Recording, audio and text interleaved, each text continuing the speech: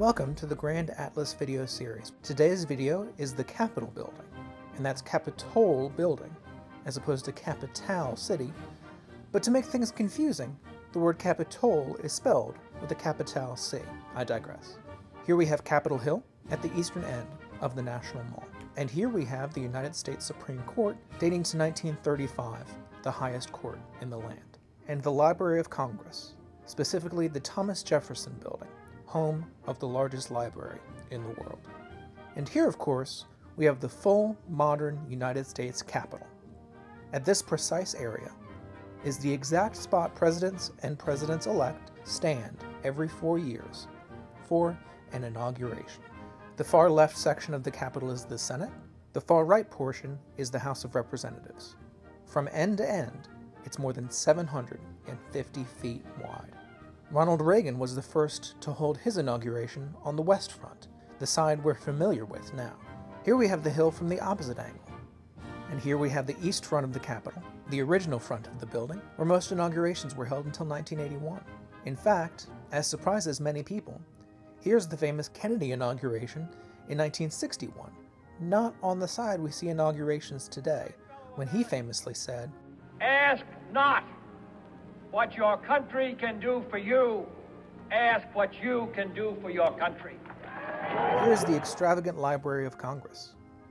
Some of you may recognize this from National Treasure too. It's the main reading room of the Library of Congress. Before you visit DC in the future, sign up for a reader's card, and you can get access to this room, otherwise off limits to the public. Here we have the Capitol's east front, the original front, and where inaugurations used to be, as it looks today. From left to right, we have the House of Representatives, what we'll call Section 1. Section 2 is the old House Chamber. Section 3 is the iconic Dome. Section 4 is the old Senate Chamber. And finally, Section 5 is the current United States Senate. In 1800, when Congress moved here from Philadelphia, Section 4 is all there was. That year, the president was in the White House down the road, but everything else was here. This little building, in the middle of the wilderness, where nobody wanted to be, was the House of Representatives, the Senate, the Supreme Court, the Library of Congress, district courts, and more, all in one. A few years later, they completed what we're calling Section 2, and that's all the building was until the War of 1812, when the British came and burned the city of Washington almost completely to the ground. Not even the White House, then officially known as the President's House or Executive Mansion, was spared. From the ruins, Congress decided to rebuild in Washington, and this is the Capitol in 1846, completed according to its modified original plan. This is the oldest known photograph of the building. With a growing country, however, they ran out of room in the space they had, so in the 1850s, Congress funded an expansion of the building, creating sections 1 and 5, and replacing the wooden dome with one made of iron, weighing some 9 million pounds. It's 288 feet high, and you could fit the Statue of Liberty with room to spare. Its architect, Thomas U. Walter, was inspired by 3 European domes: St. Peter's in Rome, St. Paul's in London, and St. Isaac's in St. Petersburg, Russia. Atop the dome is the tallest statue on public display in Washington, Freedom by Thomas Crawford, 19.5 feet tall. She wears an Indian headdress to symbolize independence, and the brooch holding her clothing reads U.S. The 13 stars around her head symbolize the original 13 states. Sometimes she needs to be cleaned, and when they do clean her, they use crushed pistachio shells as abrasive. We move into the Capitol Rotunda, what I like to call the high altar of American democracy, where presidents and others have lain in state. The Capitol Dome is actually 2 domes, one on top of the other. 9 million pounds of cast iron. If you stand below the domes, you can see through the bottom one into the top, where you can view the impossibly large fresco by Italian artist Constantino Brumidi, called The Apotheosis of Washington. George Washington at the bottom center, surrounded by 13 maidens, symbolizing the 13 original states.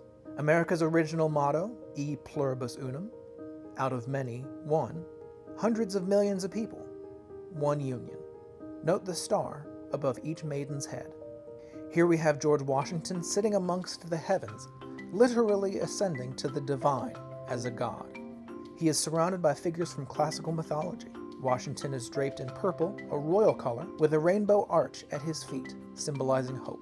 On the left is Liberty, who wears a red Phrygian cap, symbolizing emancipation, from a Roman tradition where sons leaving the home and or slaves being emancipated would be given a red cap.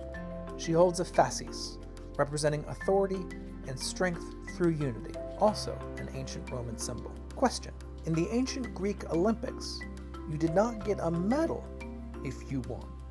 What did you get? A laurel wreath to wear on your head. Victoria, representing triumph, blows a trumpet and wears a laurel wreath on her head. In this scene, armored freedom, sword raised and cape flying, with a helmet and shield reminiscent of those on the Statue of Freedom, tramples tyranny and kingly power. She is assisted by a fierce eagle carrying arrows and a thunderbolt. Trivia question for Harry Potter fans. What was Professor McGonagall's first name? Minerva, the goddess of wisdom. Minerva, goddess of not only wisdom and the arts of civilization, wears a helmet and holds a spear. She points to an electric generator creating power stored in batteries. We also have three famous American inventors: Benjamin Franklin, Samuel F.B. Morse, namesake of Morse code, and Robert Fulton, inventor of the modern steamboat. At the left, a teacher demonstrates the use of dividers, noting the importance of education for perpetuating good government. We move on to Neptune. Neptune, aka Poseidon, god of the sea, holding his trident and crowned with seaweed, rides in a shell chariot drawn by a seahorse. Venus, goddess of love born from the sea, helps lay the transatlantic cable. In the background is a form of ironclad ship with smokestacks. We move on to Mercury, god of commerce, with his winged cap and sandals. And Caduceus hands a bag of gold to Robert Morris, financier of the Revolutionary War. And finally, on the left, men move a box on a dolly. On to Vulcan, god of the forge. Vulcan stands at his anvil, to the left of his bent knee, with his foot on a cannon, near a pile of cannonballs, and with a steam engine in the background. We now move to Ceres, the goddess of agriculture. She is shown with a wreath of wheat and a cornucopia with a rare fruit for the time, pineapple. She is seated on a McCormick Reaper, one of the most important inventions in American history. While young America, in a Liberty cap, remember that, holds the reins of the horses, and Flora gathers flowers in the foreground. We go from the ceiling of the dome to the magnificent, gigantic canvases on the walls, including one of America's very most famous paintings, John Trumbull's The Declaration of Independence. Question: you may recognize this from money. Do you know what bill this is on the back of? The $2 bill. We have John Adams, Roger Sherman, Robert R. Livingston, Benjamin Franklin, and the principal author, Thomas Jefferson.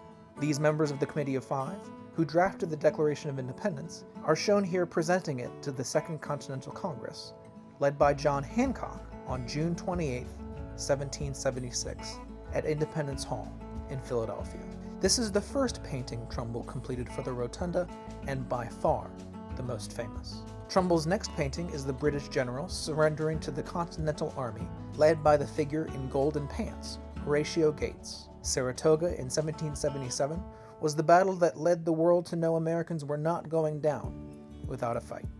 You may notice this is similar in layout to Trumbull's Declaration painting. They were meant to be seen together, and they are to this day, one showing the indoors, this one the outdoors. The surrender of Lord Cornwallis. A combined American-French force, led by George Washington, accepts the final surrender of British troops under Lord Cornwallis after the Battle of Yorktown in 1781. Cornwallis was so embarrassed he wouldn't even surrender his sword to George Washington personally. So Washington returned the favor, having one of his subordinates take it. Trivia question: at every stage of his life, what did George Washington want to do? Answer: go home. He could have taken his men in the Continental Army and become King of America, but he decided to live a quiet life in Virginia. One of his most consequential actions of the entire Revolution was voluntarily giving up power, establishing the tradition of civilian control of the military by handing his fighting force over to Congress, the agents of the people. December 23, 1783. While she wasn't there in reality, Martha deserves the honor of her image, and she's tucked away on the balcony, one that didn't even exist in the actual room. The U.S. Congress at this time was meeting at the Maryland State House in Annapolis. Among the other paintings in the rotunda, Columbus landing in the West Indies on San Salvador Island on October 12, 1492, history's most famous lost person. Spanish navigator and conquistador Hernando de Soto rides a white horse, representing European discovery of the Mississippi in 1541. This was the last painting to be commissioned by Congress for the rotunda. Finally, we have the baptism of Pocahontas and pilgrims on their way to America. Notice the rainbow, again representing hope. And that's it. Thanks for watching, and we'll be back.